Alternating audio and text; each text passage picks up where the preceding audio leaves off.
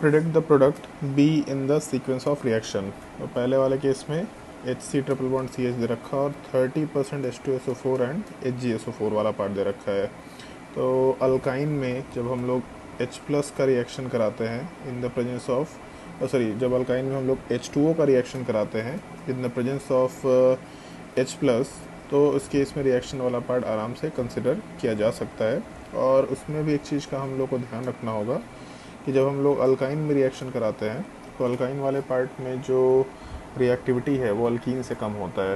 तो हम लोग को एक और भी रिएक्शन में कैटलिस्ट वाला पार्ट यूज़ करना पड़ता है, जिस चीज़ को हम लोग Hg2+ के फॉर्म में कंसिडर कर सकते हैं।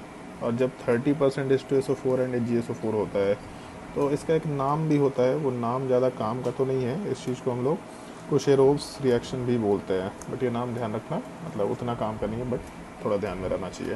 खैर, जब हम लोग रिएक्शन कराएंगे तो प्रोडक्ट कुछ इस टाइप का बनेगा कि जो HC ट्रिपल बॉन्ड CH है इस पे H2O का एडिशन होगा मार्कोवनिकोव रूल फॉलो करते हुए।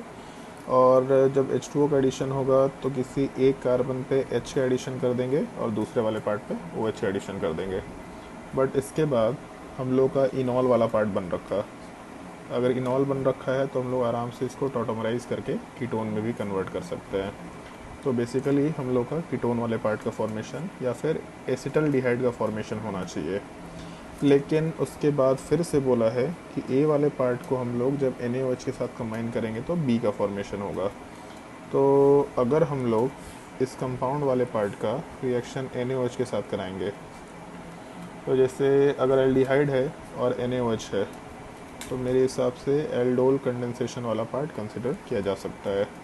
और अगर एल्डोल कंडेंसेशन करेंगे तो उस केस में प्रोडक्ट वाला पार्ट ऐसा कुछ बनना चाहिए CH3 C double bond C CHO।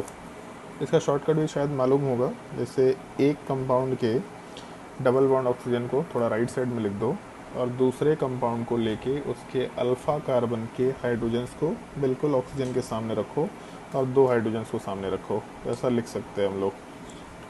और उसके बाद यहाँ से H2O को रिमूव कर दो। तो अगर H2O को रिमूव करेंगे तो आराम से C के साथ C डबल बॉन्ड CH, उसके बाद CHO वाले पार्ट का फॉर्मेशन होगा, मतलब ये प्रोडक्ट बन के आना चाहिए। तो 4 का कार्बन चेन कंसिडर करते हुए काम कर रहे हैं।